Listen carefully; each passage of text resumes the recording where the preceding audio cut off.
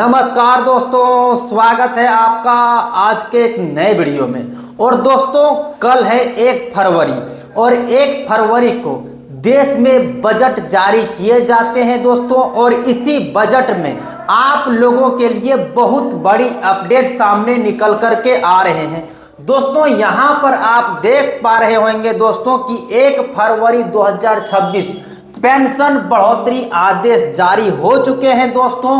और बहुत बड़ी खुशखबरी आप लोगों के लिए यहाँ पर निकल के आ रहे हैं दोस्तों। यहाँ पर देखिएगा कि बजट जारी होने वाले हैं 1 फरवरी को, और उसी 1 फरवरी में 28 राज्यों में पेंशन बढ़ाने का बहुत बड़ी आदेश जारी कर दिया गया है, जिसमें वृद्धा, विधवा और दिव्यांग पेंशन योजना के लाभार्थियों को इसमें फायदा होने वाले हैं, जिसमें 3,000 रुपये से लेकर के 5,000 रुपये मिलने वाले हैं। साथ ही साथ में यहाँ पर 9 नए नियम लागू किए गए हैं। ये जिन भी लोग 9 नए नियम को पालन करेंगे उन्हीं लोगों को बढ़े हुए राशि मिलने वाले हैं। तो दोस्तों, क्या अपडेट है, मैं आज आप लोग पूरी जानकारी देने वाला हूं, इसीलिए वीडियो को पूरा अंत तक देखिएगा दोस्तों। आज हम बात करने वाले हैं फरवरी की पेश होने वाले आम बजट और इससे जुड़ी वृद्धा, विधवा, दिव्यांग पेंशन योजना की बहुत बड़ी खबर पर।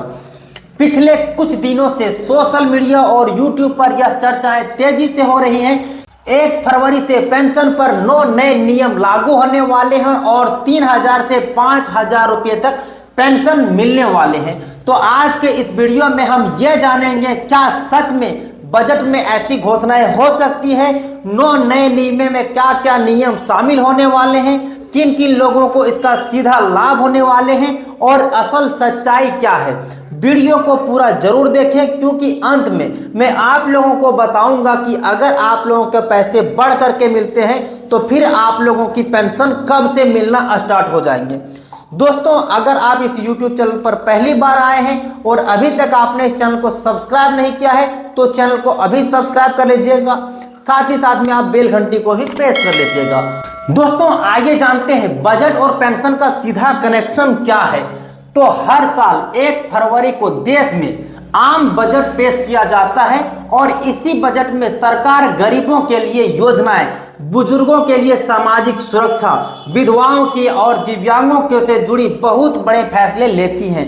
दोस्तों, ये जो बजट आते हैं फरवरी महीने में वो आम बजट कहलाते हैं और इसी बजट में गरीबों को ध्यान में रख करके योजनाएं लाई जाती है, जिसमें इस बार बुजुर्ग के लिए, विधवा के लिए और दिव्यांग लोगों के लिए अपडेट लाए हैं। वृद्धा, विधवा और दिव्यांग पेंशन योजना सीधे सोशल सिक्योरिटी स्कीम के अंतर्गत आती है, इसीलिए बजट में बदलाव की सबसे ज्यादा उम्मीद यही है। दोस्तों, यहाँ पर देख सकते हैं कि जो आप लोगों को पेंशन योजना मिलते हैं सोशल सिक्योरिटी स्कीम के अंतर्गत आते हैं और इसीलिए बजट में इस बार बदलाव किए जाएंगे दोस्तों, यहाँ पर देख सकते हैं वर्तमान में किस राज्य में कितने पेंशन मिल रहे हैं उसकी यहाँ पर सारी अपडेट दिए गए हैं। तो दोस्तों, वर्तमान में कितनी पेंशन मिलती है अभी की स्थिति समझना बहुत जरूरी है।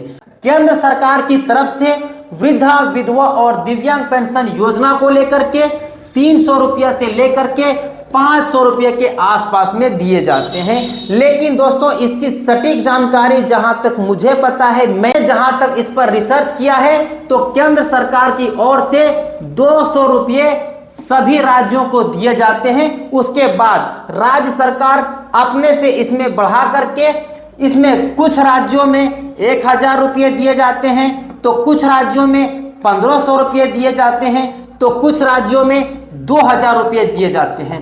राज्य सरकारें इसमें अपनी तरफ से पैसा जोड़ती है, तब जाकर के मिलते हैं। दोस्तों, इसका कहने का सीधा सा मतलब यह है कि केंद्र सरकार 200 रुपया देती है और 800 रुपया राज्य सरकार देती है, तब आप लोगों को 1,000 रुपये की जो पेंशन है वो आप लोगों को मिल पाते हैं। और यहाँ पर जो 1,500 रुपया जिन राज्यों में मिलते हैं दोस्तों, उन राज्यों में 200 रुपया केंद्र सरकार की ओर से दिया जाता है दोस्तों, और 1,300 रुपये राज्य सरकार की ओर से दिए जाते हैं, तब जाकर के आप लोगों को 1,500 रुपये की पेंशन प्राप्त हो पाते हैं। दोस्तों, जिन राज्यों में 2,000 रुपये की पेंशन दिए जाते हैं उसमें 200 रुपये केंद्र सरकार की ओर से दिए जाते हैं और 1,800 रुपये राज्य सरकार को अपनी जेब से वहन करना पड़ता है, तब जाकर के 2000 रुपये की पेंशन प्राप्त हो पाते हैं। तो दोस्तों ये खेल आप लोगों को समझ में आ गया होगा कि केंद्र सरकार 200 रुपया देती है हर एक राज्यों को, उसके बाद जो आप लोगों को पेंशन मिलते हैं उसमें राज्य सरकार की भागीदारी होती है और राज्य सरकार मिला करके देती है।